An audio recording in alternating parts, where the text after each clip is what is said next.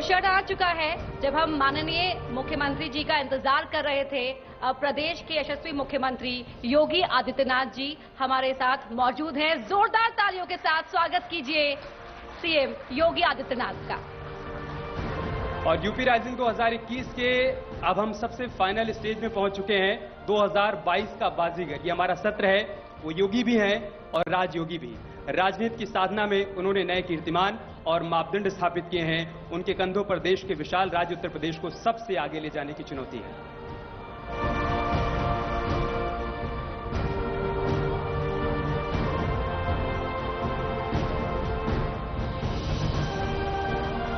और अब माननीय मुख्यमंत्री जी से बातचीत करने के लिए इस सेशन को आगे बढ़ाने के लिए मैं अनुरोध करूंगी, रिक्वेस्ट करूंगी हमारे मैनेजिंग एडिटर अमीश देवगन जी से। सर आप प्लीज स्टेज पर आए। एक बार जोरदार तालियां हो जाएं। Thank you so much. और अब वो सत्र जिसका आज सुबह से हम सब इंतजार कर रहे हैं। हमारे साथ मौजूद हैं उत्तर प्रदेश के यशस्वी मुख्यमंत्री माननीय योगी आदित्यनाथ जी। आपका अभिनंदन है न्यूज 18 उत्तर प्रदेश उत्तराखंड के मंच पर सर।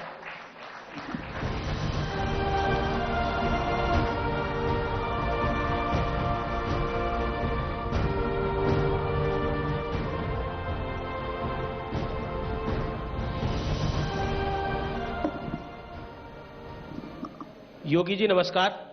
सबसे पहले न्यूज 18 नेटवर्क की तरफ से आपका बहुत बहुत धन्यवाद। आपने राइजिंग उत्तर प्रदेश को अपना समय दिया, हमें अपना समय दिया इस कॉन्क्लेव के लिए। अमित जी धन्यवाद आपको और आपकी पूरी टीम को भी अभिनंदन करता हूं। कोविड-19 की चुनौती का सफलतापूर्वक मुकाबला करने के बाद लगभग 1 वर्ष के बाद हम लोग फिर से इस प्रकार के टीवी शो का हिस्सा बन पा रहे हैं जी। तो स्वाभाविक रूप से कोविड-19 के खिलाफ देश की इस लड़ाई की सफलता का एक जीवंत उदाहरण है ये। मैं इसके लिए सभी का हृदय से अभिनंदन करता हूं और जिनके नेतृत्व में हम इस पूरी लड़ाई को इन ऊंचाइयों तक पहुंचाए हैं।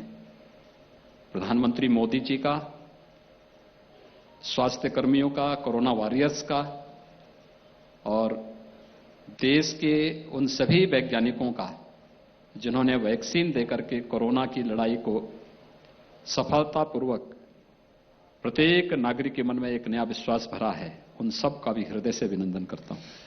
आगे बढ़ने से पहले आपके 4 साल के कार्यकाल पर नजर डाल लेते हैं। मैं आदित्यनाथ योगी ईश्वर की शपथ लेता हूं कि मैं मेरे द्वारा एक ऐसा सन्यासी जो सियासी जगत के शिखर पर है,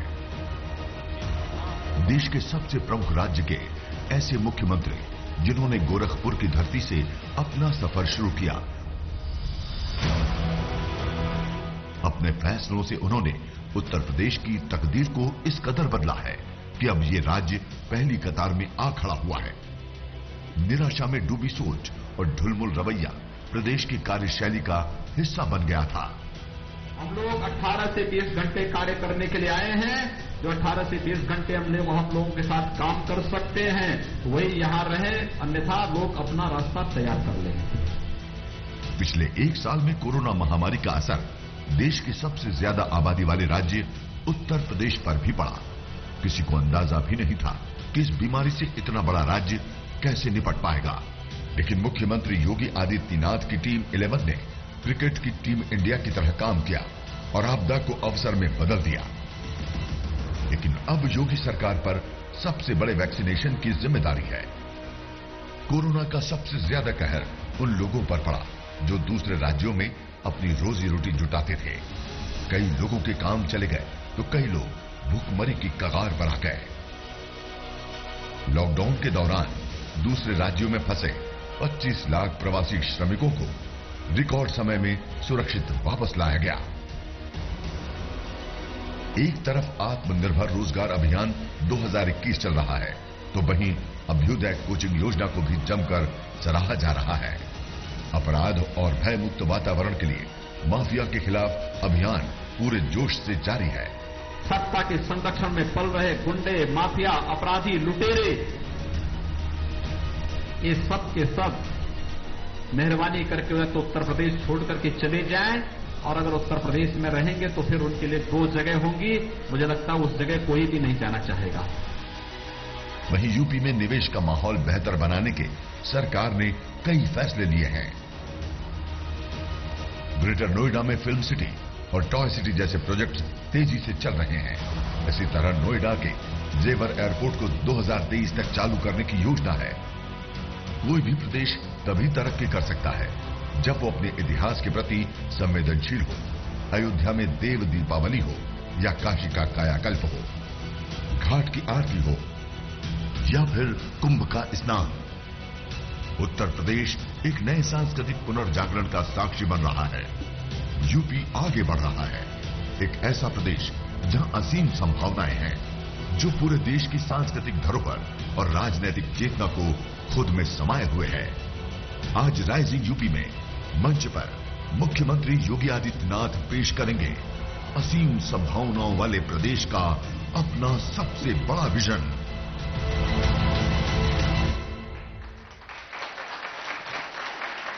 योगी जी, इस सेशन का हमने नाम दिया है 2022 का बाजीगर, यानी सबकी नजर योगी आदित्यनाथ पर होगी। अगले 1 साल में के बाद चुनाव है उत्तर प्रदेश के अंदर।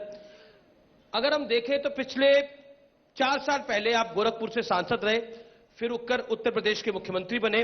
कहा गया था कि भगवाधारी इतना बड़ा राज्य कैसे संभाल लेगा, लेकिन आज बंगाल से लेकर असम तक, अगर सीधे तरह से कहूं तो कश्मीर से लेकर कन्याकुमारी तक आपकी डिमांड बहुत है।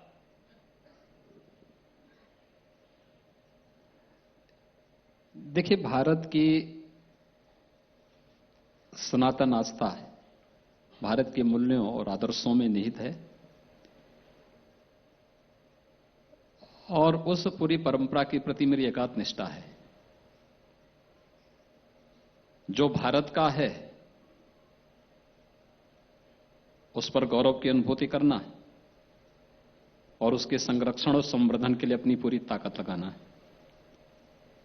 हम लोग यही कार्य कर रहे हैं। पिछले 4 वर्षों के अंदर हम लोगों ने प्रदेश के अंदर वही किया जो देश हित में होगा या प्रदेश की 24 करोड़ जनता के हित में होगा। उसमें हम लोगों ने न कोई संकोच किया है जी, और न उसमें किसी की परवाह की है। जो प्रदेश के हित में नहीं है और देश के हित में भी नहीं है, इसके लिए भले ही कोई कह दे, हम लोग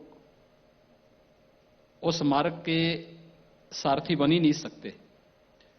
तो इसलिए लोगों को जो अच्छा लगा, मैं आभारी हूं उन सब का जिन्हें प्रदेश की कार्यपद्धति को और प्रदेश की कार्यप्रणाली जिसको लोगों ने सराहा है, हर एक क्षेत्र में सराहा है। और हम लोग जब जाते हैं अन्य राज्यों में भी, या अन्य राज्यों से जो हमारे पास अलग अलग संदेश आते हैं, पत्र आते हैं, या लोग उस प्रकार के मैसेजेस करते हैं, वह हम लोगों को बहुत उत्साहित भी करते हैं। लेकिन हम लोग इस बात को मानते हैं कि अपनी किसी भी सफलता में हमारे अंदर अहंकार का भाव भी ना आए। लेकिन अगर हम अच्छे मार्ग पर हैं और कहीं असफलता आ भी गई तो हम उससे निराश भी नहीं होंगे, बल्कि चुनौती का सामना करके फिर से सफलता का मार्ग अनुसरण करेंगे। और प्रदेश में हम यही कर रहे हैं। 2022 भारतीय जनता पार्टी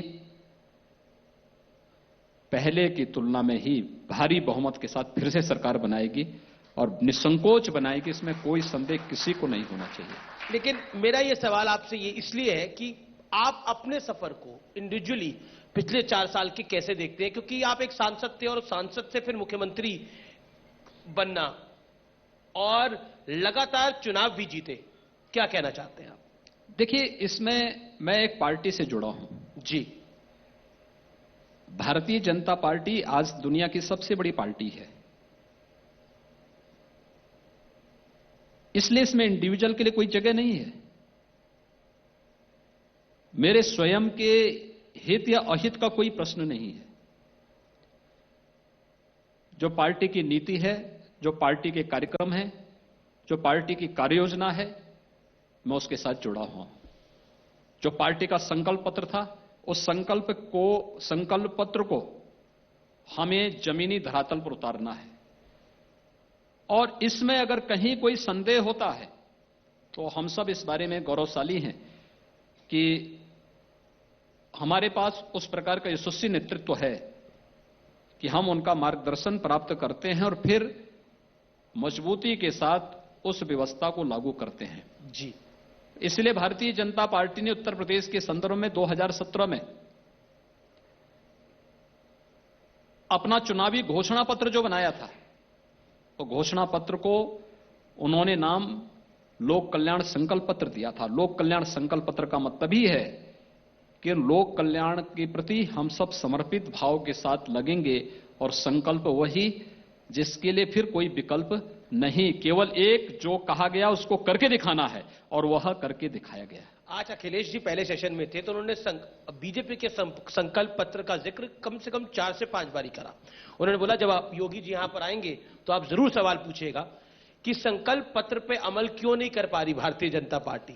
मैं यही तो कहना चाहता हूं ना जी कि उनका घोषणा पत्र था, मैं हमारा संकल्प पत्र था। हमने जो कहा वो करके दिखाया। मैं एक एक करके सबको गिना देता हूं। हमें उसकी ये सब नोट करके लाने की आवश्यकता भी नहीं है जी, और ना हम लोग इस प्रकार के दस्तावेजों को, अब तो तकनीक आ चुकी है, अभी हम लोग तो बजट भी पेपरलेस कर दिए हैं। इसलिए अभी अखिलेश जी बहुत पीछे के युग में जी रहे हैं, हम लोग एक नए युग की तरफ बढ़ चुके हैं। एक उनका घोषणा पत्र था। मुझे आश्चर्य होता है कि देश का समाजवादी आंदोलन कभी देश का बहुत स्वच्छ सुंदर आंदोलन था।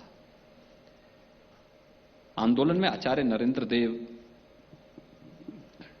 डॉक्टर राम मनोहर लोहिया, जयप्रकाश जी, चंद्रशेखर जी जैसे समाजवादी नेता सचमुच समाजवादी थे।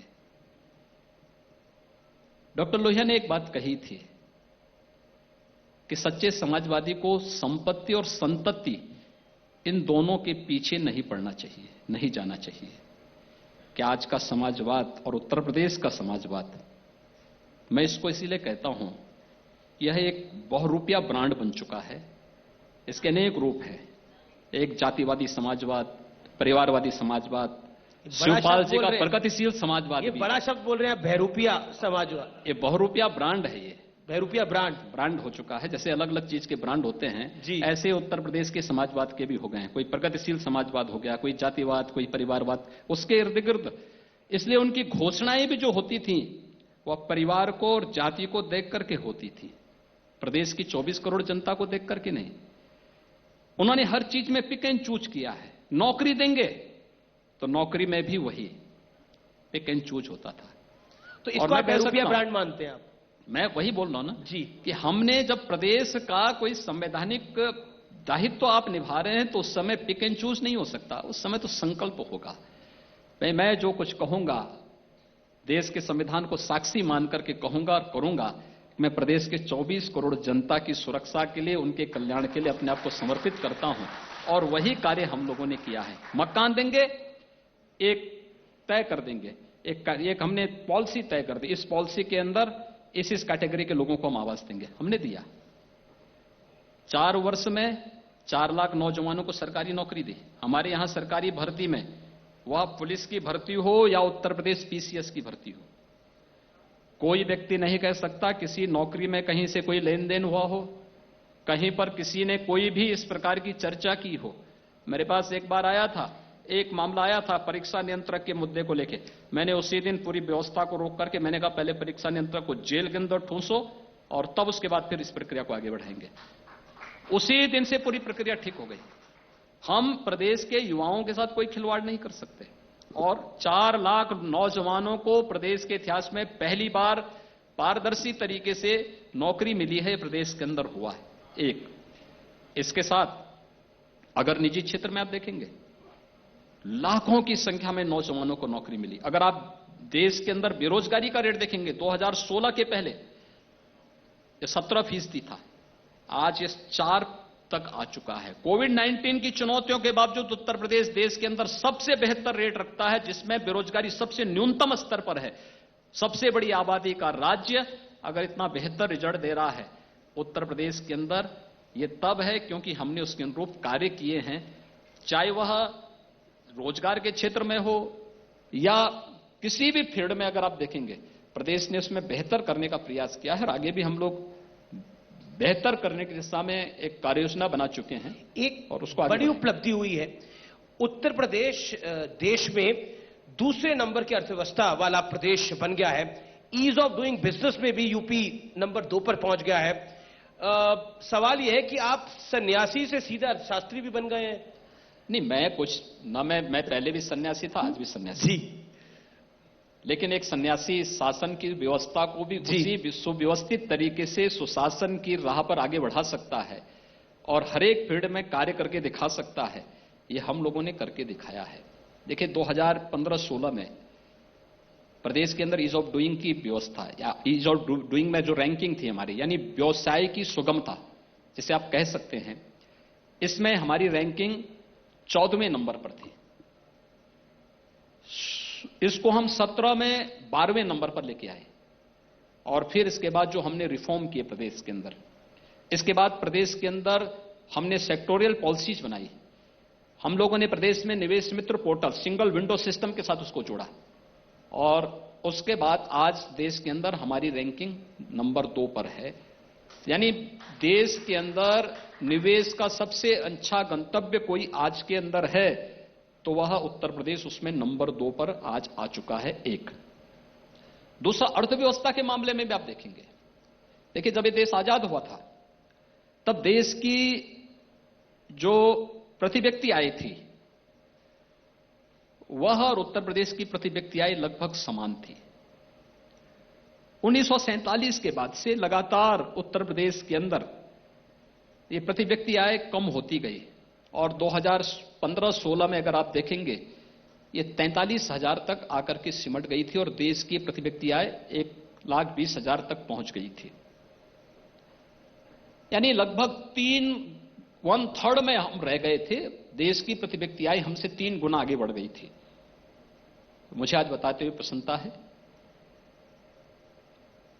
मुझे कभी कभी संकोच होता था जब कोई राष्ट्राध्यक्ष हमसे मिलता था या हम मुझे किसी राष्ट्राध्यक्ष से मिलना होता था, कोई विदेशी कोई एम्बेसडर आ गया, कोई राजदूत आ गया, कोई हाई कमिश्नर आ गया, उनके साथ हमारी जब चर्चाएं होती थी, आर्थिक मुद्दों पे चर्चा होती थी, तो हम लोगों को कभी कभी ये संकोच होता था कि भाई हम देश के अंदर सबसे बड़ी आबादी का स्टेट है। तो अगला वाक्य हो सकता हो ये सुनने के लिए वो उत्सुक रहा हो कि मैं ये भी कहूंगा कि हम देश की सबसे बड़ी इकोनॉमी भी है, लेकिन हमें संकोच होता था मुझे बोलने में उनको कि हम 5वीं या 6ठी अर्थव्यवस्था है। आबादी हमारी सबसे बड़ी, इकोनॉमी में हम सबसे पीछे। लेकिन आज मैं कह सकता हूं कि उत्तर प्रदेश देश की सबसे बड़ी अर्थव्यवस्था के रूप में भी आगे बढ़ रहा है। 2 नंबर पर हम आ चुके हैं जी। अगले 5 वर्ष का हम रोड मैप अपना तैयार कर चुके हैं और उत्तर प्रदेश जिस दिशा में जा रहा है, बहुत सारे लोगों में हलचल है, आप देखना उत्तर प्रदेश उसको भी अचीव करेगा। अखिलेश प्रति व्यक्ति आए, जी जी जी, यही पूछा जाना चाहिए अखिलेश जी को। उन्होंने कहा कि बीजेपी आंकड़ों की जादूगर है, ये आंकड़े पेश करते हैं, जमीन पे कुछ नहीं है। देखिए जिनको केवल घोषणा करनी है जी, तो उनको आंकड़ों से भी मतलब क्या है। आप बोल लीजिए कि हम पूरे उत्तर प्रदेश को चंद्रमा तक लेके चले जाएंगे, मंगलयान तक लेके मंगल ग्रह तक लेकर के जाएंगे। जब आपको करना ही नहीं है, आप तो सीमित है, पहले से घोषणा तक सीमित है, तो ये घोषणाएं कर देने से हर बार ही कहते हैं हमने मेट्रो चलाई, हमने रिवर फ्रंट बना दिया, देश को उस पर गर्व होना चाहिए। मैं वही तो कह रहा हूं ना कि देश कितना गर्व करेगा किसी चीज पर, मैं उन्हीं आंकड़ों में आ रहा हूं। 15-16 तक प्रदेश की प्रति व्यक्ति आय जी ये मात्र 43,000 थी, आज ये बढ़कर के 95,000 पहुंची है 4 वर्ष में। क्या ये आंकड़े, ये मेरे आंकड़े नहीं है, इस पर बजट भी 5 लाख करोड़ के करीब का था। 2 लाख करोड़ से बढ़ा करके हमने इसको 5 लाख करोड़ तक 5.5 लाख करोड़ तक पहुंचाया है जी। और ये बजट के दायरे को बढ़ाना ये केवल लेखा जोखा का आंकड़ों का खेल नहीं है, इस सरकार के विजन और प्रदेश के डेवलपमेंट का एक रोड मैप भी है। हम कैसे प्रदेश को विकास के पथ पर आगे बढ़ा रहे हैं। और इसमें आप देखेंगे पूरे बजट को आप देख लीजिए, इसमें कहीं जाति नहीं, कहीं मत नहीं, कहीं मजहब नहीं, कहीं क्षेत्र नहीं, कहीं भाषा नहीं, कहीं कोई वाद नहीं। ये तो वही है जो मोदी जी ने मंत्र दिया था 2014 में, सबका साथ, सबका विकास और सबके विश्वास के भाव पर आधारित ये बजट भी है, जिसमें हर एक तबके के लिए व्यवस्था भी है, लेकिन प्रदेश के विकास का एक बेहतर रोड मैप भी सबके सामने हमने प्रस्तुत करके दिखाया है। हम इसको इस रूप में लेके जाएंगे। जी, जहां तक प्रदेश के इंफ्रास्ट्रक्चर की बात है, 2017 में जब हम लोग आए थे, प्रदेश के अंदर अगर मैं एक्सप्रेसवे की बात करूं, 2 एक्सप्रेसवे थे, एक चालू स्थिति में थी, यमुना एक्सप्रेसवे, दूसरी एक्सप्रेसवे चालू हो नहीं पाई थी, उसमें लगभग 30% काम बचा था, जिसको हम लोगों ने आने के बाद संपन्न किया। तो अलग विषय है कि अखिलेश जी उसका दिसंबर 2016 में उद्घाटन कर चुके थे। जी, ये 5 वर्ष की उनकी एक उपलब्धि के रूप में आप देख सकते हैं कि अधूरा एक्सप्रेसवे, जिसपे शेष कार्य 30% काम, एक्सप्रेसवे बनाया गया है जिसका उद्घाटन प्रधानमंत्री ने करा, शिलान्यास किया प्रधानमंत्री ने, उसकी सड़क की क्वालिटी देखिए कैसी बन रही है। वही हम कह रहे हैं ना। जी जी, मैं उसी में आ रहा हूं। सड़क की क्वालिटी तो इसमें हमने राष्ट्रीय और अंतर्राष्ट्रीय स्तर की संस्थाओं को पहले से उसमें थर्ड पार्टी के रूप में रखा हुआ है। जी, लेकिन अगर मैं उसकी तुलना अन्य उनके कार्यों के साथ कराऊं, जी, जो कहीं नहीं टिकते। एक दूसरा, पूर्वांचल एक्सप्रेसवे के बारे में भी अगर आप सुनना चाहते हैं तो उनका एक और जो किस्सा है, जो उनके बारे में जो हम लोगों ने, मैं उसको बहुत नजदीक से महसूस किया। मार्च 17 में हम लोग आए, मई 2017 में मैं समीक्षा कर रहा था, तो मैंने पूर्वांचल एक्सप्रेसवे की समीक्षा के लिए कहा कि भाई मुझे बताओ क्या प्रोग्रेस है। तो प्रोग्रेस 0 थी। मैंने पूछा भी क्यों काम नहीं हो रहा है। जी, तो मुझे बताया गया कि साहब उसमें तो लैंड ही नहीं है, लैंड ही नहीं है। तो लैंड नहीं तो फिर क्यों कर रहे हैं? तो हमने फिर से उसको कैंसिल करवा करके हमने कहा भी इसकी प्रक्रिया को आगे बढ़ाइए। आप सोचिए कि लोग दिसंबर 2016 में जो टेंडर किए थे, 15,200 करोड़ रुपए का टेंडर किए थे, और उसमें इन्होंने वर्क भी आवंटित कर दिए थे अलग अलग संस्थाओं को कार्य करने के लिए। टेंडर भी, उन टेंडर के बाद सारी प्रक्रिया इन्होंने पूरी कर दी थी। जमीन मानक के अनुरूप इनके पास थी भी नहीं। हम लोग जब आए, हम लोगों ने उसके बाद से फिर पहले जमीन अधिग्रहण की कार्रवाई प्रारंभ की, और जब हमारे पास 18 में 96% लैंड आई, हमने टेंडर की प्रक्रिया प्रारंभ की। मैंने देखा कि जितना 15,200 करोड़ रुपए में ही उतना ही टेंडर आया है, उतना टेंडर उतना ही आया। तो मैं इस बारे में पूछा, मैंने कहा भी क्या इसमें टेक्निकल और फाइनेंशियल बीट एक साथ आई हैं? कहा नहीं, अलग अलग आई हैं। तो हमने कहा इसको कैंसिल करके एक बार अलग एक साथ मंगाओ। एक साथ जब मंगाई गई जी, और हमने उसमें काफी अन्य चीजों में जो हमें लगता था कि इसमें कहीं ना कहीं ये मिलजुल करके सारा खेल खेला जा रहा है, आज वही एक्सप्रेसवे उतना किलोमीटर लंबा लेकिन पहले से 10 मीटर चौड़ा बन रहा है, और वही एक्सप्रेसवे 11,800 करोड़ रुपए में बन रहा है। जो 15,200 करोड़ में जिसको ये बना रहे थे, हम 2 साल बाद कार्य प्रारंभ करते हैं, 11,800 करोड़ रुपए में हम बना रहे हैं। और उसी एक्सप्रेसवे में हम लोग 80% कार्य पूरा कर चुके हैं। हमारा प्रयास है कि इस वर्ष अप्रैल के अंत तक हम उस कार्य को कंप्लीट कर जी, ये है। दूसरा, बुंदेलखंड क्षेत्र को भी एक्सप्रेसवे के साथ जोड़ने की कार्रवाई है। हमारा 50% काम वर्तमान में पूर्ण हो चुका है, युद्ध स्तर पर हमारा कार्य चल रहा है, और डिफेंस कॉरिडोर का निर्माण भी हम उसके साथ जोड़ रहे हैं। तीसरा, गंगा एक्सप्रेसवे, मेरठ से प्रयागराज तक हमारा काम, इस पर भूमि अधिग्रहण की कार्रवाई प्रारंभ हो चुकी है, और हमारा अनुमान है कि जून तक हम भूमि अधिग्रहण की कार्रवाई को प्रारंभ करते हुए इसके बाद इस कार्य को हम प्रारंभ करेंगे गंगा एक्सप्रेसवे में। गोरखपुर लिंक एक्सप्रेसवे युद्ध स्तर पर कार्य उस पर प्रारंभ हो चुका है। बलिया लिंक एक्सप्रेसवे के कार्य को भी हम आगे बढ़ा रहे हैं। ये 5 वर्ष में एक अधूरे एक्सप्रेसवे को प्रदेश को देते हैं, और यहां पर 4 वर्ष अभी सरकार के पूरे नहीं हुए, हम 5 एक्सप्रेसवे में एक साथ प्रदेश के अंदर काम कर रहे हैं। 2017 में प्रदेश में एक भी सिटी मेट्रो से नहीं जुड़ी थी। और कहने के लिए तो लोग बोल देते हैं, भाई कोई कार्य होता है तो कहते हैं साहब ये तो हमने भी सोचा था। कहते हैं आप फीता काटते हैं जाकर। नहीं, मैंने वही कहा ना कि 2017 में एक भी सिटी हमारा मेट्रो से नहीं जुड़ा था जी। न लखनऊ, न गाजियाबाद, न नोएडा, न ग्रेटर नोएडा। आज चारों मेट्रो से जुड़ी हैं। कानपुर में मेट्रो का काम हम लोगों ने प्रारंभ कराया है और आगरा में भी इसी कोविड-19 के दौरान हम लोगों ने मेट्रो का काम प्रारंभ किया है। ये सभी कार्य इंफ्रास्ट्रक्चर के हमारे यहां हो रहे हैं। पहले उत्तर प्रदेश के अंदर सड़कों की क्या स्थिति हुआ करती थी? आप इंफ्रास्ट्रक्चर की बात करते हैं तो अच्छी कनेक्टिविटी भी होनी आवश्यक है ना। क्या आपको लगता है उत्तर प्रदेश की जो एक इमेज थी बीमारू स्टेट की, उस इमेज से आपने बाहर निकाल दिया है उत्तर प्रदेश एकदम। आज मैं कह सकता हूं उत्तर प्रदेश बीमारू राज्य से उभर चुका है। आज उत्तर प्रदेश देश की दूसरी अर्थव्यवस्था बन चुका है। हम पहली अर्थव्यवस्था बनने की ओर अग्रसर हैं और हम बहुत जल्दी इसको भी अचीव करेंगे। आप मुंबई गए, वहां पर फिल्म सिटी का प्रोजेक्ट लेके चले गए। उद्धव ठाकरे बहुत परेशान हो गए। उन्होंने बोला कंपटीशन होना अच्छी बात है, लेकिन चिल्ला चिल्लाकर धमकाकर कोई यहां के उद्योग को लेकर जाना चाहेगा तो मैं जाने नहीं दूंगा, चाहे कोई कुछ कर ले। हम धमका कहां रहे हैं? हम किसी को धमका कहां रहे हैं? हम मुंबई गए थे। मुंबई में मुझे लखनऊ म्युनिसिपल कॉर्पोरेशन का बॉन्ड जारी करना था। बॉम्बे उस दौरान मैंने वहां पे बॉम्बे स्टॉक एक्सचेंज में गए थे और उत्तर प्रदेश का पहला म्युनिसिपल कॉर्पोरेशन था जिसका बॉन्ड जारी होना था। हमने उस प्रक्रिया को वहां पूरा किया। इस दौरान में अलग अलग तबके के लोगों से मिला। उत्तर प्रदेश में भी बहुत सारे लोग आते हैं, बहुत मुख्यमंत्री आते हैं, मैं उनका अवगत करता हूं। जी भाई आज जो कुछ भी होना है वो पॉलिसी के दायरे में होना है और जो अच्छी सुविधा देगा, सुरक्षा का माहौल देगा।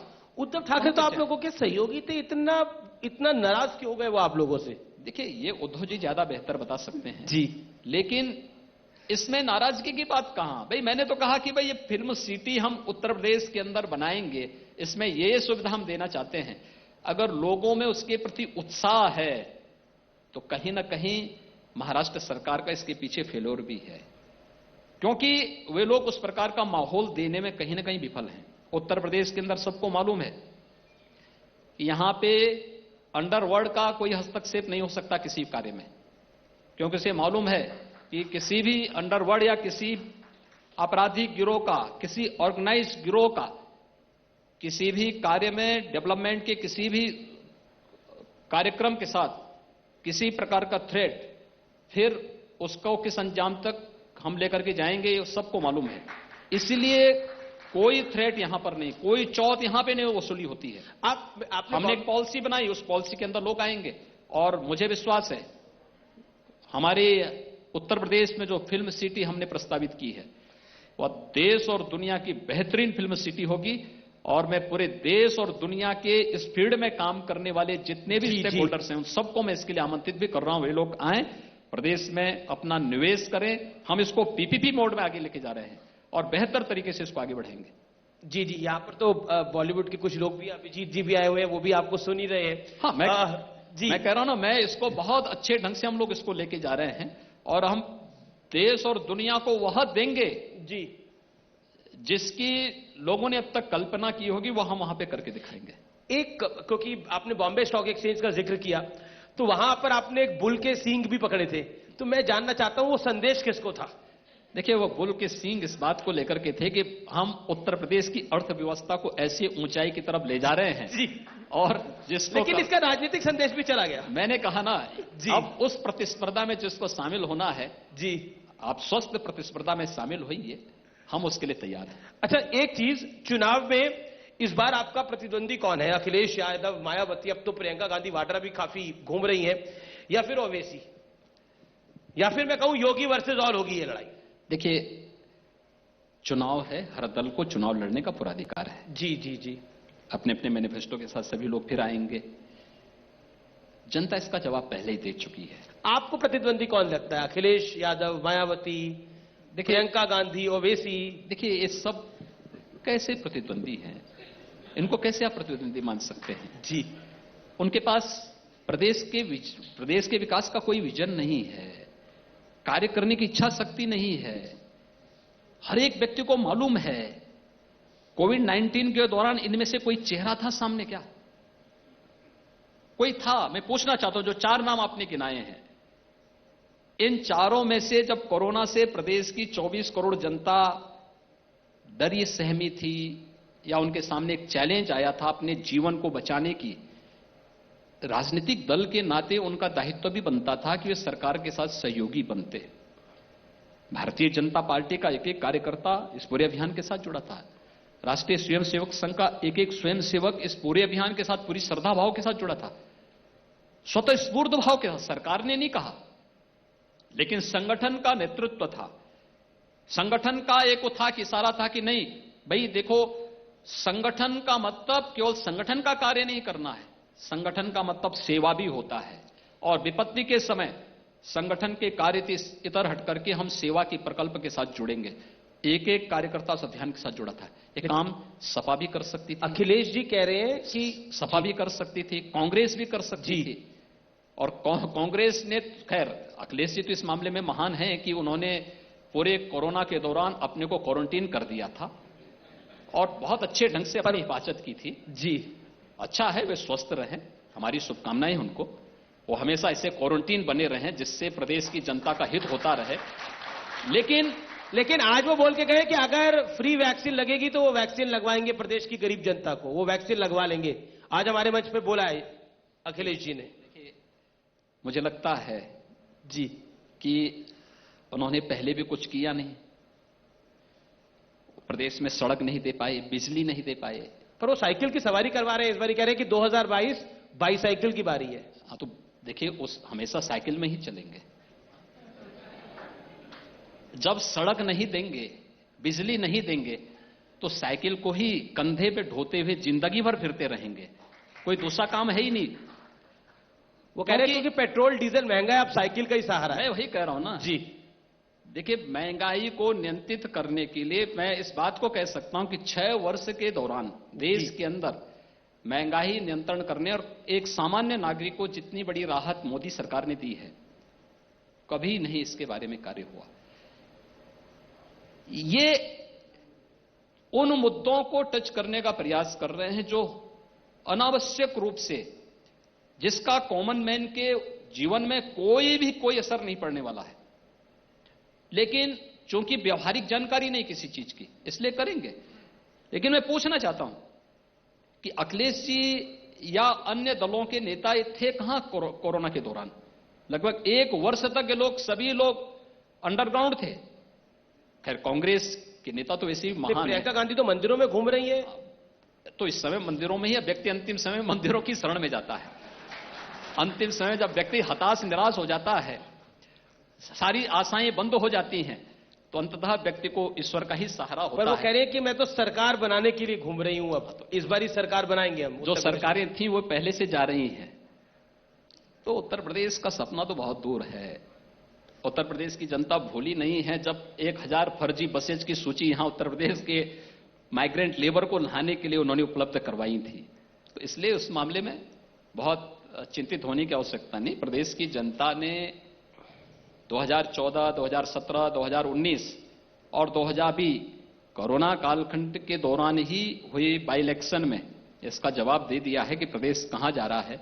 उससे बहुत चिंतित होने की आवश्यकता नहीं। ओवैसी साहब का शिवपाल यादव से गठबंधन होने जा रहा है, तो उनकी नजर एक वोट बैंक पर रहती है, कैसा देखते हैं आप?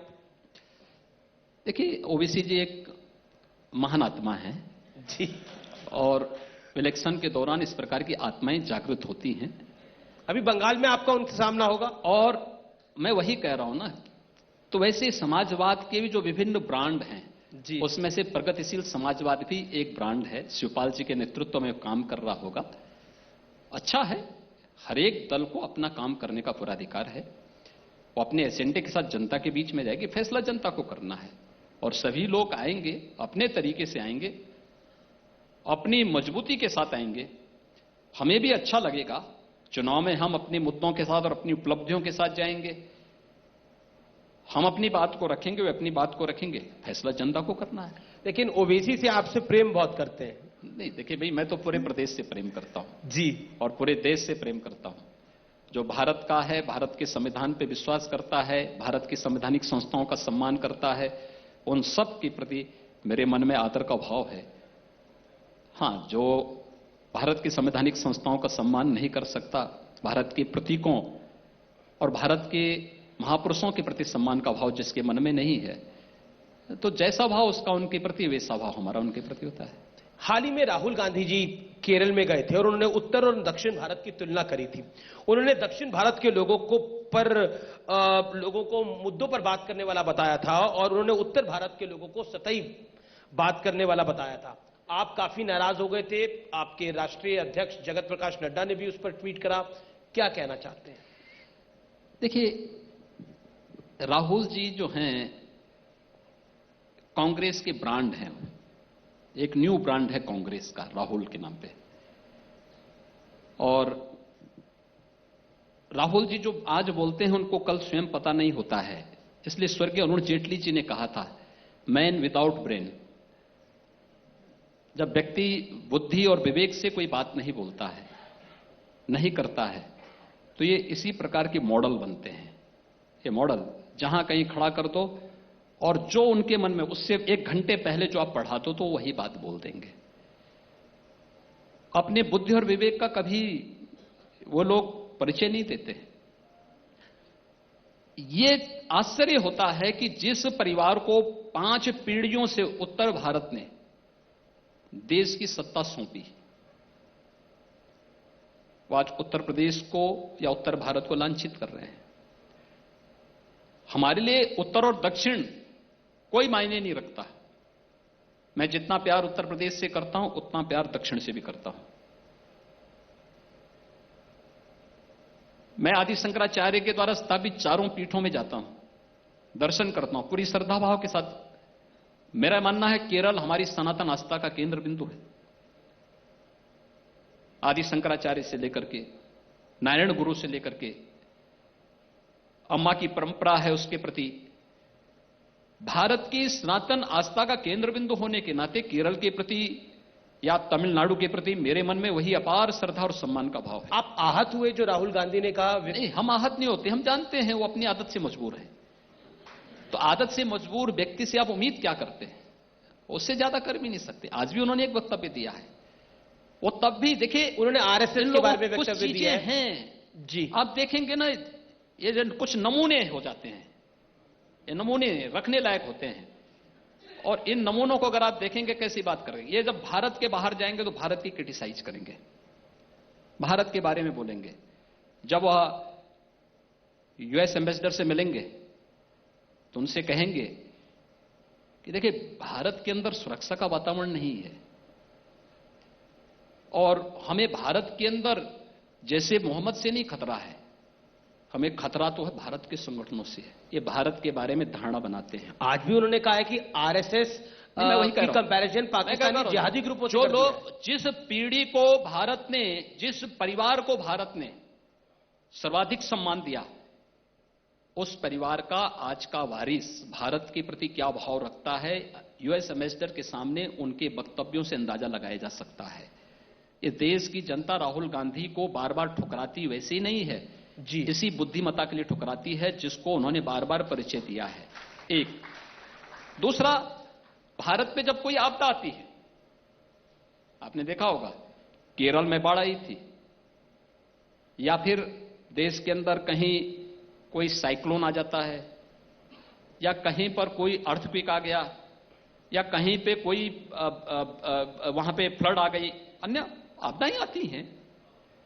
आपदाओं को फेस किया जाता है, सरकार अपने स्तर पर सहयोग करती है। कांग्रेस के नेता के नाते या कांग्रेस पार्टी के पहले वो प्रेसिडेंट थे, प्रेसिडेंट के नाते उनका भी तो कोई दायित्व बनता था। राजनीतिक दलों का काम केवल चुनाव के समय वोट मांगना नहीं होना चाहिए, जनता के इस प्रति अपनी प्रतिबद्धताओं को सम विषम परिस्थितियों में जाकर के हम करेंगे। ये पब्लिक की मर्जी किसको चुनना है किसको नहीं चुनना, लेकिन हम उनकी संवेदनाओं के साथ जुड़ तो सकते हैं। जब भी देश पे आपदा आती है, राहुल जी भारत में नहीं रहते हैं, उनको तब नानी याद आती है, तब वो इटली में रहते हैं, तब भारत की जनता उनके एजेंडे का पार्ट नहीं होती है। ऐसे ही उत्तर भारत के रूप में लड़ाने का कार्य आज चूंकि वह उन्हें लगता है कि उत्तर भारत में तो उनको जगह नहीं मिली, इस बारी वो चुनाव हार गए, अब दक्षिण भारत में उनकी जगह बनी रहे, तो इसलिए उन्होंने ये बयान दे दिया। देखिए ये चीजें ये एक आकलन है, चल पाएंगे। दक्षिण भारत की प्रबुद्ध जनता भी जानती है कि जिस पीढ़ी को 5-5 बार नेतृत्व उत्तर भारत ने दिया, जब उत्तर भारत का नहीं होता दक्षिण भारत का क्या होगा? एक दूसरा, ये चुनाव का मुद्दा होगा बीजेपी के लिए 2022 में? देखिए, ये तो हर व्यक्ति जान रहा है, इसको मुद्दा बना के करेंगे भी क्या? वो तो जनता पहले से जानती है कि इनके मुंह से जो निकलेगा इसी प्रकार का निकलेगा। उत्तर प्रदेश फिर आएंगे, फिर वे वही काम करने लग जाएंगे। आजकल आपकी नजर टोपी पे भी है, और इतनी ज्यादा है कि प्रियंका गांधी की रैली हो या विधानसभा, आप टोपी को हर जगह पकड़ लेते हैं। और अखिलेश जी कहते हैं जब योगी जी ने यह बात कही होगी तो लाल मिर्ची खाई होगी।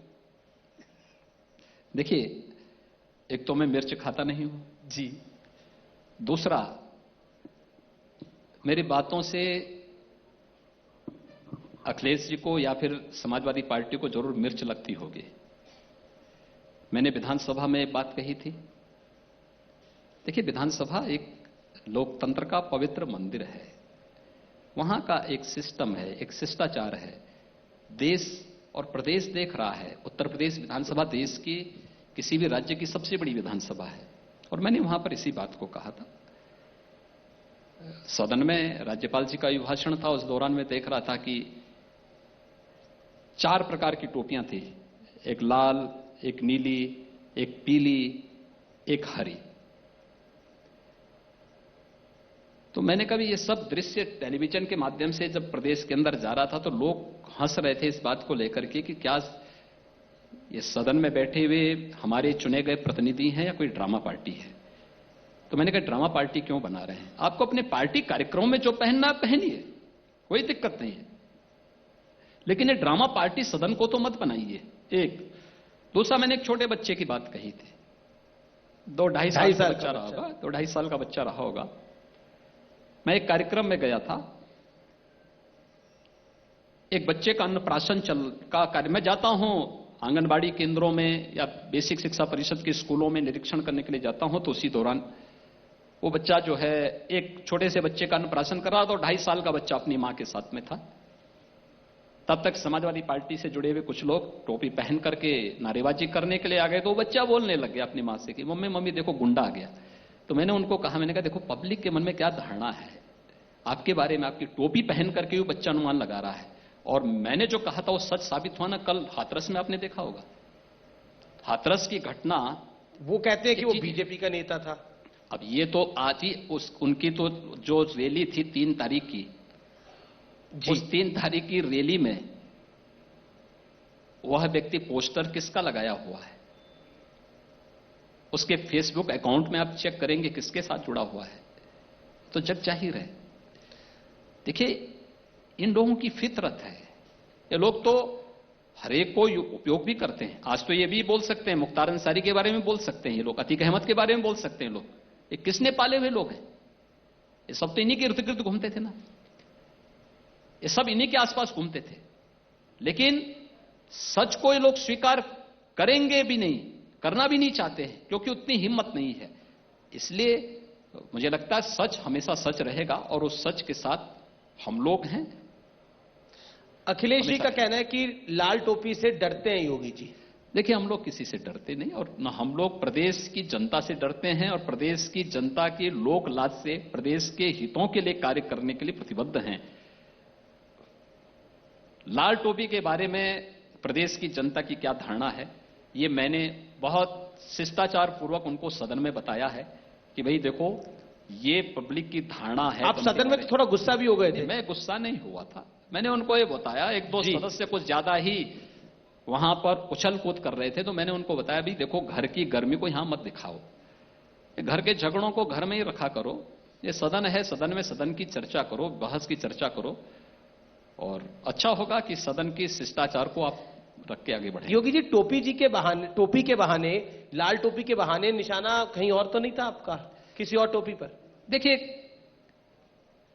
एक सामान्य सदन की चर्चा का विषय था, पब्लिक की क्या धारणा है उनके बारे में, ये मैंने वहां पर उनको बताया था, और समझ जाएंगे तो अच्छी बात है, नहीं समझेंगे तो पब्लिक तो समझा ही रही है। नेता प्रतिपक्ष जो राम गोविंद चौधरी है, उन्होंने बोला कई आतंकवादी तो मुख्यमंत्री बन गए हैं, क्या कहना चाहते हैं आप इसके ऊपर? क्या आपको लगता है कि ये स्तरहीन बात थी? देखिए, राम गोविंद जी वरिष्ठ नेता हैं, और राम गोविंद जी बीच में कोविड से भी संक्रमित हो गए थे। तो मैं तो उनके उत्तम स्वास्थ्य की कामना करता हूं और विश्वास करता हूं कि वे स्वस्थ रहें, प्रसन्नचित्त रहें। उनके सभी वक्तव्यों का जवाब हम पहले ही दे चुके हैं। मुझे लगता है इस प्रकार के मंचों पे वे आते नहीं हैं, इसलिए उनको इस सिनेरियो से दूर ही रखना चाहिए। जी, मैं किसान आंदोलन की बात करता हूं। क्या आपको लगता है कि किसान आंदोलन भारतीय जनता पार्टी को उत्तर प्रदेश में जो 2022 का चुनाव होगा उसमें नुकसान पहुंचाएगा? क्योंकि जिस तरह से आरएलडी, समाजवादी पार्टी, कांग्रेस लगातार वेस्टर्न यूपी में लगातार प्रचार में और प्रसार में जुट गई है, उसका इंपैक्ट क्या आप देखते हैं? और आप लोग मना नहीं पा रहे किसानों को। देखिए, किसान आज भी भारतीय जनता पार्टी के साथ में है। जी, अन्नदाता किसानों के बारे में जितना कार्य 6 वर्षों में मोदी जी के नेतृत्व में हुआ है, पिछले 4 वर्ष के दौरान उत्तर प्रदेश में हमारी सरकार ने किया है, इतना कभी नहीं हुआ। हर एक किसान इस बारे में जानता है कि किसानों के जीवन में परिवर्तन करने वाले जितने भी कार्य हुए हैं, वह उत्तर प्रदेश के अंदर हो या देश के अंदर हो, वह या तो केंद्र में भारतीय जनता पार्टी की मोदी जी की सरकार ने या प्रदेश में भारतीय जनता पार्टी की सरकार जब से आई है, ये चीजें हम लोगों ने लागू की हैं। पर किसान के कंधे पर बंदूक रख करके एक झूठ को बार बार कह करके कुछ ऐसे चंद चेहरों को सामने ला करके जी किसान बना देना, जो वास्तव में किसानी से, खेती किसानी से जिनका कोई लेन, एक सामान्य किसान तो अपनी खेती बाड़ी के काम में लगा हुआ है। अब उस पर जितने भी किसान नाराज है योगी जी, क्योंकि मैं इसलिए ये सवाल पूछ रहा हूं, बहुत दिन हो गए इस आंदोलन को, ना केंद्र की सरकार समझा पा रही है, ना आप समझा पा रहे हैं। 11 वार्ता हो चुकी है। मैंने कृषि मंत्री का भी इंटरव्यू करा, मैंने पीयूष गोयल का भी इस बीच में इंटरव्यू करा। सभी से मेरा यह सवाल रहा है कि समझा क्यों नहीं पा रहे, गैप कहां रह रहा है, इसका नुकसान असल में आपको हो रहा है। देखिए, यह आंदोलन पिछले 6 वर्षों में पहला आंदोलन तो है नहीं जी। याद करिए, सबसे पहले रोहित बोमला को मुद्दा बनाया गया था। इसके बाद देश के अलग अलग फील्ड के जुड़े हुए लोगों ने भी उस अलग अलग इश्यू को लेकर के केंद्र में मोदी जी के नेतृत्व की सरकार को कटघरे में खड़ा करने का प्रयास किया था। क्या सब इस जो षड्यंत्र है, इस षड्यंत्र से आपने मोदी जी की सरकार के प्रति या उनकी लोकप्रियता पे कुछ आंच आई? जी, पहले से अधिक लोकप्रिय होकर के देश और दुनिया के सामने मोदी जी का परचम लहरा रहा है और इसमें कोई संदेह नहीं होना चाहिए। किसान आंदोलन भोले भाले किसानों के कंधों पर बंदूक रख करके, जो लोग हर क्षेत्र में फेल हो चुके थे, फ्लॉप हो चुके थे, इनके द्वारा, उन लोगों के द्वारा, उन तत्वों के द्वारा इस मामले में गुमराह, जिनका खेती किसानी से कोई लेना देना नहीं, वे लोग अपना निशाना साधने का कार्य कर रहे हैं। अन्यथा जितना काम हुआ है, तीनों कृषि संबंधी कानून और उससे पहले के जो कार्य हुए हैं, ये सभी परिवर्तन और सभी कार्य मोदी जी के नेतृत्व की सरकार ने किए हैं और प्रदेश में भारतीय जनता पार्टी नेतृत्व की सरकार ने किए हैं। प्रधानमंत्री जी ने सदन में कहा, पार्लियामेंट में कहा कि ये लोग आंदोलन जीवी हैं, कुछ लोगों का की जीविका ये आंदोलन है, कभी सीए हो, कभी किसान हो। तो उसका पलटवार करते हुए अखिलेश यादव ने भी उसी पार्लियामेंट में कहा कि चंदा जीवी है भारतीय जनता पार्टी वाले। यानी उन्होंने बोला कि राम मंदिर को लेकर जो चंदा ले रहे हैं उस पर उनका यह तंज था। देखिए, हमने राम को रोटी के साथ जोड़ के देखा है। मर्यादा पुरुषोत्तम भगवान श्री राम का अयोध्या में भव्य मंदिर का निर्माण हो, ये भारत ही नहीं दुनिया के अंदर हर भारतवंशी और हर भारतवासी का यह भाव रहा है। हम लोगों ने कभी इस मुद्दे को राजनीतिक एजेंडे का हिस्सा नहीं बनाया। हमने कहा भी हमारी आस्था का विषय है। भारत का एक गरीब भले आर्थिक रूप से विपन्न हो सकता है, लेकिन उसने राम को रोटी के साथ जोड़ करके देखा है और खून पसीने की कमाई से कुछ कमाता जरूर है, लेकिन राम को समर्पित होकर के कार्य करता है। कहीं कोई संकोच इसमें नहीं होना चाहिए। उस अंतिम पायदान पर बैठे हुए व्यक्ति को भी भगवान राम के भव्य मंदिर निर्माण, जन्मभूमि पर बनने वाले मंदिर के साथ जोड़ने का एक कार्यक्रम, ये निधि समर्पण का कार्यक्रम है। ये राजनीतिक दलों के द्वारा चंदा उगाही का माध्यम नहीं। तो इसीलिए मैंने कहा सोच का फर्क है। जैसी दृष्टि वैसी सृष्टि। चंदा पर जीवित रहने वाले लोग, व्यापारी और उद्यमियों से चौथ वसूलने वाले लोग, उनसे इससे ज्यादा उम्मीद भी नहीं कर सकते आपकी। इस पवित्र अभियान के साथ भी वे करेंगे। और हम तो देखिए, देश की जनता कितनी महान है, ये लोग अपना प्रलाप करते रहेंगे। आज अखिलेश जी इसी मंच पे कह रहे थे कि विष्णु जी के अवतार है भगवान राम। हम तो भगवान राम को मानते हैं, मंदिर बने, लेकिन भारतीय जनता पार्टी उस पर राजनीति करती है। हमने राजनीति कब की है? हमने राजनीति कब की है? हमने तो पहले भी कहा था। आपके तो चुनावी घोषणा पत्र पे था, हमने चाहे वो संवैधानिक का हो कि संवैधानिक दायरे में रह करके राम मंदिर का निर्माण करेंगे। जी, जब उच्चतम न्यायालय ने फैसला दिया और दिशा निर्देश दिए, उसके तहत सारी कार्रवाई आगे बढ़ रही है।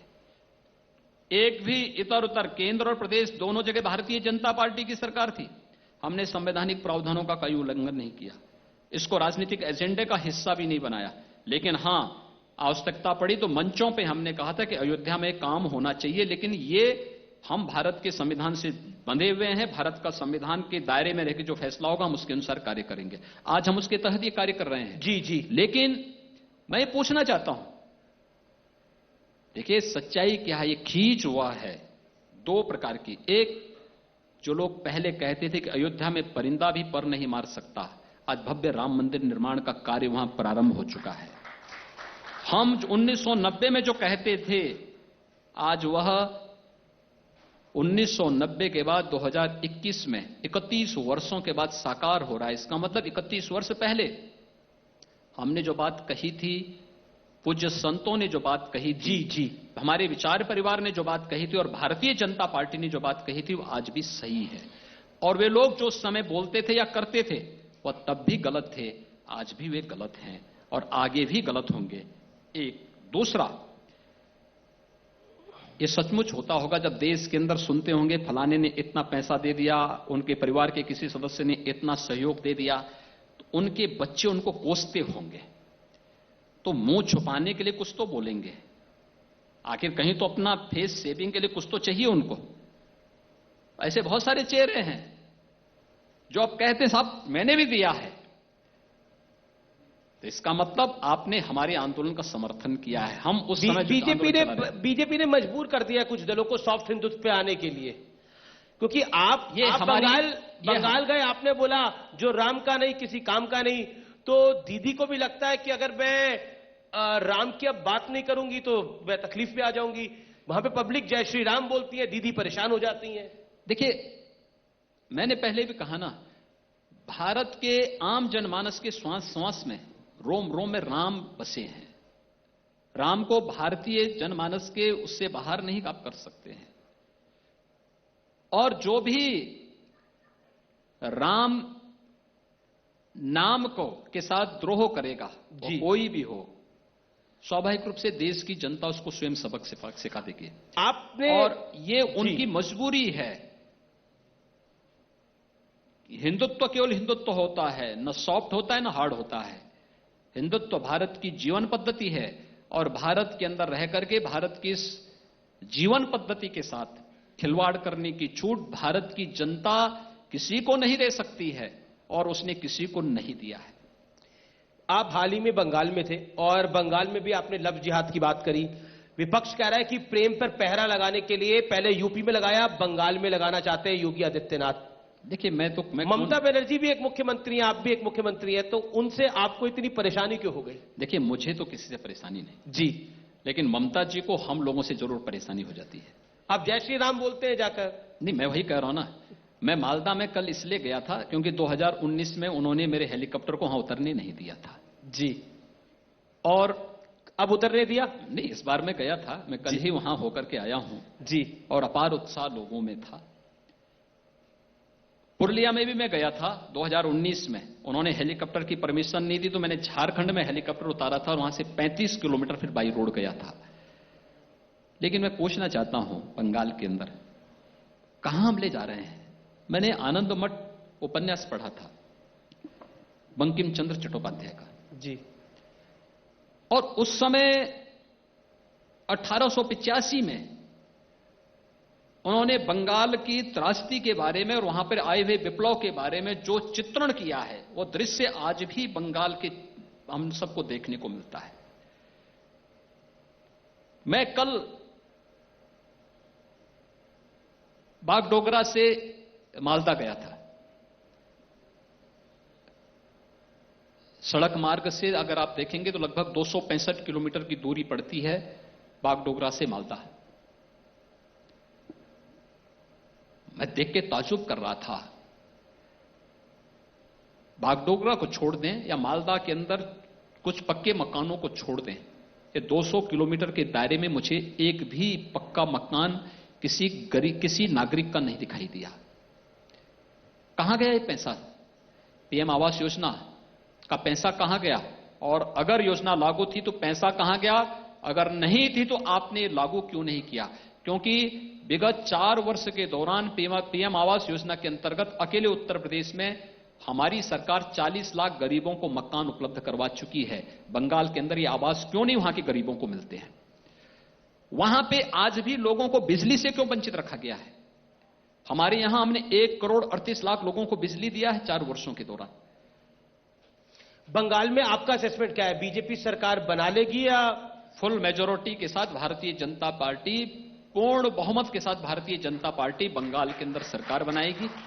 बंगाल सांस्कृतिक राष्ट्रवाद की भूमि रही है, परिवर्तन का वाहक रहा है, देश की आजादी की लड़ाई में नेतृत्व देने वाला रहा है और बंगाल ने कभी भी अव्यवस्था अराजकता को बर्दाश्त नहीं किया है। आज सत्ता द्वारा प्रायोजित यानी टीएमसी की सरकार के द्वारा वहां पर प्रायोजित जो अराजकता है, इसको बंगाल की जनता आज पूरी तरीके से इसके खिलाफ खड़ी हो चुकी है और जो अपार समर्थन वहां प्राप्त हो रहा है, हम विश्वास के साथ कह सकते हैं कि विधानसभा का जो चुनाव बंगाल के अंदर हो रहा है, भारतीय जनता पार्टी पूर्ण बहुमत के साथ वहां सरकार बनाएगी। अब मैं कानून व्यवस्था पर आपसे जरूर सवाल पूछूंगा। एनकाउंटर को लेकर यूपी पुलिस को कटघरे में लगातार विपक्ष खड़ा करता रहता है। आपकी मैं आंकड़े लेकर आया हूं थोड़ा। आपकी सरकार ने करीब 7500 से ज्यादा एनकाउंटर किए हैं, 133 अपराधी मार गिराए हैं, 2900 से ज्यादा अपराधी गंभीर रूप से घायल हुए हैं। अखिलेश यादव कहते हैं ये यूपी में ठोक तंत्र की सरकार चल रही है, मारो ठोको और आगे बढ़ो। देखिए, इसमें जो हमारे पुलिसकर्मी शहीद हुए हैं उनको भी जोड़ देते तो अच्छा होता है। जो निर्दोष नागरिक इन अपराधियों के शिकार हुए हैं उसको भी जोड़ देते तो अच्छा होता। देखिए, हमें कोई चीज देखनी है समग्रता के साथ देखनी चाहिए, एक पक्षीय नहीं। हम एक पक्षीय नहीं कर सकते हैं, लेकिन हां मैं कह सकता हूं 4 वर्ष होने जा रहे हैं सरकार को, 4 वर्ष में एक भी दंगा प्रदेश के अंदर नहीं हुआ है। 4 वर्ष के अंदर जो संगठित अपराध था ये प्रदेश के अंदर पूरी तरह समाप्ति की ओर है और संगठित अपराध और जो माफिया प्रवृत्ति के तत्व प्रदेश के अंदर अव्यवस्था और अराजकता पैदा करके कानून को बंधक बनाते थे, जी आज के दिन पर वह पूरी तरह समाप्त हो चुका है। आज उनकी संपत्तियों की जब्त 1000 करोड़ रुपए की संपत्ति हम जब्त किए हैं अब तक प्रदेश के अंदर माफिया और आपराधिक प्रवृत्तियों का, जिन्होंने प्रदेश के अंदर कानून को धता बताते हुए इन संपत्तियों को अर्जित किया था या इनको जबरन कब्जा किया था। आज वो प्रदेश सरकार के कब्जे में। की बात करी, अतीक अहमद हो या फिर मुख्तार अंसारी, इनकी संपत्ति को चुन चुनकर ढाया गया। विपक्ष कहता है कि देखिए हमारे लोगों को निशाना बना रहे हैं ये लोग। तो उनके लोग ही ऐसे हैं तो हम क्या करेंगे? अब ऐसे ही लोगों को आपने इतना डरा दिया। मुख्तार अंसारी पंजाब से, अच्छा होता यूपी नहीं आ रहा। अच्छा होता कि प्रदेश की 24 करोड़ जनता के हित के बारे में और उनकी सुरक्षा के बारे में चिंतित होते, इन अपराधी और माफियाओं को प्रश्रय देने की बजाय इनके बारे में चिंतित होते तो संभवतः प्रदेश की जनता की सहानुभूति इनको मिलती। लेकिन ये लोग उस सहानुभूति को भी खो चुके हैं। योगी जी, आप गाड़ी पलट जाती है। मुख्तार अंसारी इतना डरा हुआ है, वो कहता है मुझे पंजाब में 10 साल और जेल में रख लो, यूपी मत भेज देना मुझे। देखिए, सुप्रीम कोर्ट में हालांकि मैटर चल रहा है, ऐसा क्यों? देखिए, ये प्रदेश सरकार की जी जीरो टॉलरेंस का परिणाम है। अपराध और अपराधी के प्रति जीरो टॉलरेंस। जी, आपको मनुष्य बनकर के, मानव बनकर के प्रदेश के अंदर रहने का अधिकार है, लेकिन दानवी प्रवृत्ति से प्रदेश के अंदर कानून को धता बताएंगे तो कानून चुप नहीं बैठेगा, कानून अपना कार्य करता हुआ दिखाई देगा। तो वह कानून का एक भय है, जैसी करनी वैसी भरनी, जैसा करोगे वैसे उसका मैं बोलूंगा, क्योंकि मैं खुद नोएडा में रहता हूं, तो जो गाड़ियां घूमती थी पट्टी लगाकर किसी पार्टी का सच है, अक्रॉस द 40, चाहे वो समाजवादी पार्टी हो, बीएसपी हो, बीजेपी हो, जो लोग घूमते थे माफिया बनकर, वो सड़क पर अब नहीं दिखते हैं, उनकी गाड़ियां नहीं दिखती हैं। इससे आम जनमानुस को बहुत कंफर्टेबल महसूस होता है कि वो सड़क पर चल रहा है तो दिक्कत नहीं है। क्या आपको लगता है कानून व्यवस्था 2022 में योगी आदित्यनाथ का सबसे बड़ा मुद्दा रहेगा कि प्रदेश में कानून व्यवस्था को टाइट कर दिया है? देखिए, ये मेरा मुद्दा चुनावी मुद्दा नहीं है, ये मेरा दायित्व है। मैं उस राजधर्म से बंधा हुआ हूं। नहीं, क्योंकि हर चुनाव में अपनी उपलब्धि लेके सीएम जाते हैं, सरकार जाती है। मैंने कहा ना, तो क्या बीजेपी का प्राइम एजेंडा रहेगा? ये सीधा सवाल आपसे। हम लोग मोदी जी के नाम पर और केंद्र और प्रदेश सरकार के काम के आधार पर जनता के बीच में जाएंगे, लेकिन जो दायित्व हमें सौंपा गया है जी, हम अपने उस उत्तरदायित्व को अपना राजधर्म मान करके उसका निर्वहन कर रहे हैं। और प्रदेश के अंदर उस प्रकार की व्यवस्था, सुरक्षा की व्यवस्था, बिना भेदभाव की योजनाओं का लाभ जनता तक पहुंचाना और मोदी जी के सबका साथ, सबका विकास और सबके विश्वास के मंत्र को वास्तविक धरातल पर क्रियान्वित करने का कार्य पूरी ईमानदारी के साथ किया। और हम इसी बात को कह सकते हैं, हमने योजनाओं में भेदभाव नहीं किया किसी के साथ, न जाति, न मत, न मजहब, किसी आधार पर नहीं, न क्षेत्र, न भाषा के आधार पर किसी के साथ नहीं, सबको एक साथ समान योजनाओं का लाभ दिया। लेकिन हां, हम ये भी कह सकते हैं हमने तुष्टीकरण की भी नीति को नहीं अपनाया। लेकिन वो आरोप लगाते हैं कि आप दूसरी तरफ का तुष्टीकरण करते हैं, आप हिंदुओं का तुष्टीकरण करते हैं, इसलिए आपको लगता है कि इससे आपका हिंदू वोट बैंक कंसोलिडेट हो जाएगा। देखिए, हमें वोट बैंक बनाने की आवश्यकता ही नहीं जी, इसलिए बनाने की आवश्यकता नहीं है क्योंकि हमारा वोट बैंक तो इनके वक्तव्य स्वयं तैयार कर देते हैं। भगवान चाहेंगे इनको इसी प्रकार की बुद्धि देते रहें तो हमारा वोट बैंक अपने आप तैयार हो जाता है। उसमें हमें बहुत बोलने की, बहुत एक्सरसाइज करने की आवश्यकता नहीं पड़ती है। लेकिन जब प्रदेश के अंदर दंगा नहीं होता है, अगर हिंदू सुरक्षित है तो मुसलमान भी सुरक्षित है, लेकिन अगर हिंदू ही सुरक्षित नहीं था तो मुसलमान कैसे सुरक्षित हो सकता था? और ये आज हर मुस्लिम की जवान पर भी है कि साहब, दंगा नहीं हो रहा है तो हम सुरक्षित हैं, दंगा नहीं हो रहा है तो हमारे पर्व और त्योहार भी शांतिपूर्ण ढंग से मनाई जा रहे हैं। लेकिन पीछे कुछ समय में महिला सुरक्षा को लेकर काफी सारे सवाल खड़े हुए। हाथरस का आपने इंसिडेंट भी देखा, आपने इस बारी वाले हाथरस के इंसिडेंट का आपने जिक्र किया। मैं आपसे यह जानना चाह रहा हूं, यह मुद्दा वाकई सवालों के घेरे में है, क्या कहना चाहते हैं आप? देखिए, हम लोग जिस प्रकार के समाज में और सोसाइटी में रह रहे हैं जी, इसमें व्यापक जागरूकता की आवश्यकता है, एक। दूसरा, महिला सुरक्षा के प्रति हर एक नागरिक को, समाज को भी, परिवार को भी और संस्थाओं को भी, जी, सबको जागरूक होना पड़ेगा और संवेदनशील बनना पड़ेगा। और मुझे लगता है कि इसकी शुरुआत इन तीनों को एक साथ करनी पड़ेगी। हमने मिशन शक्ति के नाम पर इसीलिए प्रदेश के अंदर पहले चरण में हमने शारदीय नवरात्रि से कार्यक्रम प्रारंभ किए थे और अभी हमारा 8 मार्च को फिर से कार्यक्रम। पूरी लॉबी है जो आपको घेरती है, लुटियंस लॉबी है, वो घेरती है, कहती है देखिए कोई अपराध हो जाए, वो लगातार कहती है देखिए योगी आदित्यनाथ ने क्या कर दिया।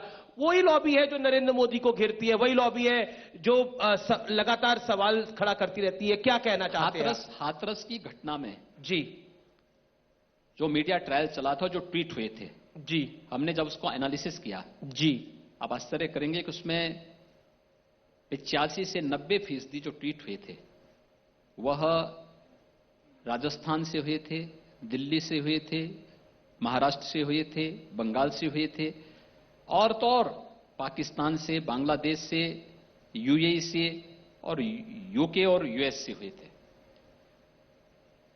जिनको जानकारी नहीं कि हाथरस के बारे में, वे हाथरस के बारे में चर्चा कर रहे थे। एक ने लिख दिया तो उस पे वे लोग जुड़ करके फिर उस चेन को आगे बढ़ाने का काम कर रहे थे। दूसरा, मैं जानना चाहता हूं हाथरस की घटना का पीएफआई से क्या संबंध था? पीएफआई की वहां मौजूदगी क्या कर रही थी? क्या जिस प्रदेश को हमने दंगों से मुक्त किया है उस प्रदेश को फिर से दंगों की आग में झोंकने का कुत्सित षड्यंत्र तो नहीं? और क्या ये हो नहीं रहा था? पीएफआई के लोग पकड़े जा रहे हैं, आज उनके कहां से संबंध हैं और कैसे कैसे उनको फंडिंग की जा रही थी, ये सारी चीजें सामने आ रही, एक एक करके खुलती हुई जा रही, एक एक चेन खुलती जा रही है। ये सभी चीजें इस बात को दिखाती हैं कि यह एक बहुत बड़े कॉन्स्पिरेंसी का पार्ट है, हमें इसको समझना पड़ेगा। और मैं खासतौर पर मीडिया से भी इस बारे में अपील करना चाहूंगा। देखिए, अपराध हर हाल में रुकनी चाहिए। महिला संबंधी अपराध में उसकी गंभीरता को देखते हुए हमें उतनी संवेदनशीलता का परिचय भी देना पड़ेगा। लेकिन ये मीडिया ट्रायल का नहीं, बल्कि जनता में व्यापक अवेयरनेस पैदा करने की जरूरत है इस पूरे मामले को लेकर के, और हर एक तबके को इसके प्रति संवेदनशील बनाने की आवश्यकता है, क्योंकि हमारी टॉप प्रायोरिटी में होनी चाहिए। हम अपनी बहन बेटियों की सुरक्षा किस रूप में करना चाहते हैं, ये हमें इसके माध्यम से एक मैसेज देना होगा। इसको हम कर पाएंगे तो परिणाम सामने बेहतर तरीके से आएंगे, आने वाली पीढ़ियां सुरक्षित होंगी। अन्यथा राज्य सरकार तो अपने स्तर पर इस कार्रवाई को। योगी जी, मेरा आखिरी सवाल है, करीब करीब आपके प्रदेश की 24 करोड़ जनता है, वैक्सीन ड्राइव चल रही है, प्रधानमंत्री वैक्सीन लगा चुके हैं, क्या कहना चाहते हैं प्रदेश की जनता को, और आप वैक्सीन कब लगवाएंगे? देखिए, मैं अभिनंदन करूंगा प्रधानमंत्री मोदी जी का भी, और आभार इस बात का कि उन्होंने कोविड प्रबंधन में दुनिया के सामने भारत की 135 करोड़ जनता को पूरी तरह सुरक्षित रखा है। अपने वैज्ञानिकों का, जिन्होंने 2 स्वदेशी वैक्सीन दी है। कल प्रधानमंत्री जी ने उन सभी शंकाओं पर विराम लगाया है जो लोग वैक्सीन को लेकर के तमाम प्रकार का एक वितंडावाद खड़ा कर रहे थे, गुमराह करने का कार्य कर रहे थे। कल प्रधानमंत्री जी ने वैक्सीन लगाने के साथ ही उस पर विराम भी लगा दिया है। आप लगवाने जा रहे हैं? हाँ, मैंने कहा ना, जब मेरी बारी आएगी मैं वैक्सीन जरूर लगाऊंगा, उसमें कोई संदेह नहीं होना चाहिए। अब तो अखिलेश जी भी लगा रहे हैं। मैंने कहा ना, सभी लोग लगाएंगे जी, तो भगवान जब पब्लिक को फ्री मिलेगी। अपना क्वारंटीन में रहें, अभी तो कोरोना से वैसे ही बच के रहना चाहिए। हम लोग तो अभी भी इस बारे में कहेंगे कि ये समय है, अभी कोरोना का खतरा टला नहीं है, सावधानी और सतर्कता बरतनी पड़ेगी। और जिसके बारे में हम अब सारे कार्यक्रम, लेकिन सावधानी और सतर्कता रहनी चाहिए, मास्क लगाने की, सोशल डिस्टेंसिंग की, और भी जो सामान्य नियम कोरोना के लिए बनाए गए हैं उसका हम पालन करें जी। वैक्सीन के लिए भगदड़ और कहीं भी अव्यवस्था न फैले।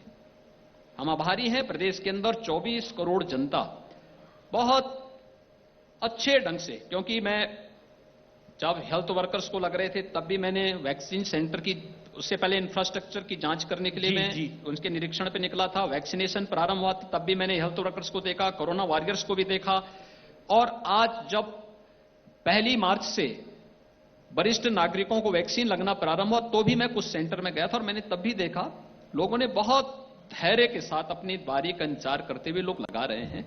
और यह नियम आवश्यक है कोरोना के संक्रमण को रोकने के लिए। जब मेरी बारी आएगी वैक्सीन हम लोग जरूर लगाएंगे और इस राष्ट्रीय अभियान का एक हिस्सा बनेंगे। बहुत बहुत शुक्रिया योगी जी, आपने न्यूज 18 के मंच पर आए, इतना समय दिया, हर सवाल का बेबाकी से जवाब दिया।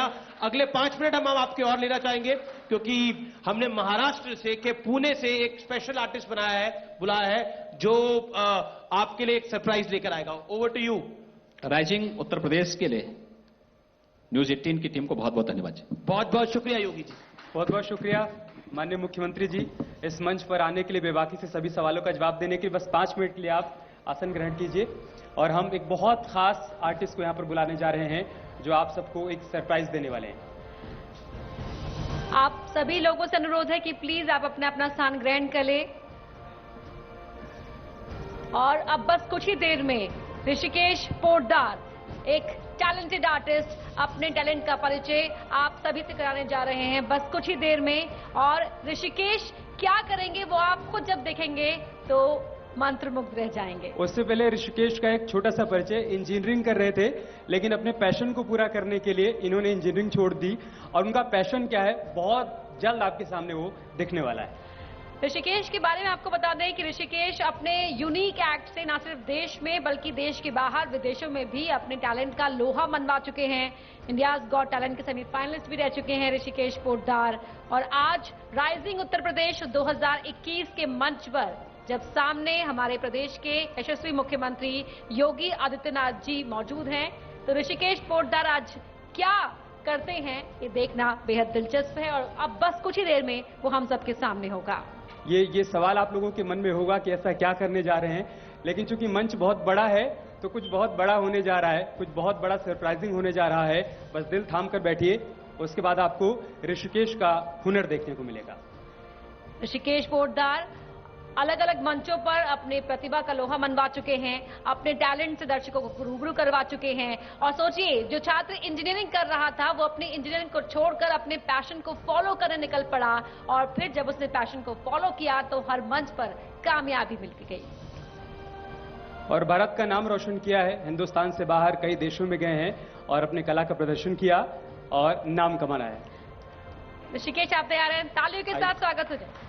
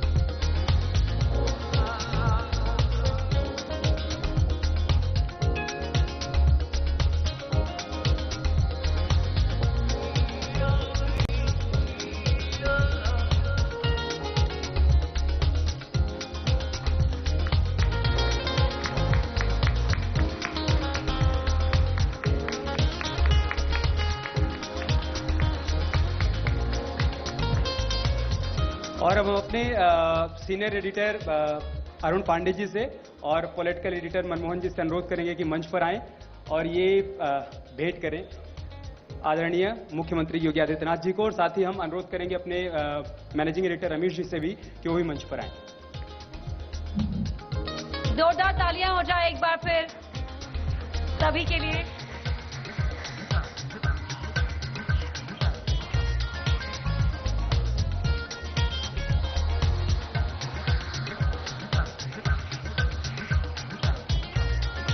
तालियां बजती रहनी चाहिए।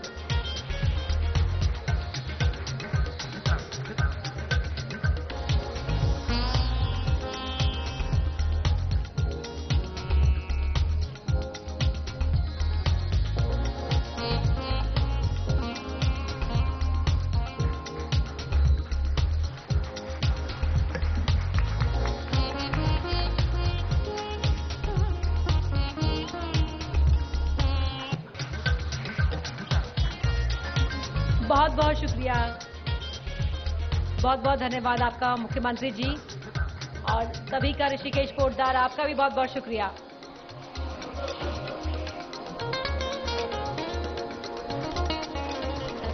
सभी से अनुरोध है कि आप सभी लोग अपने अपने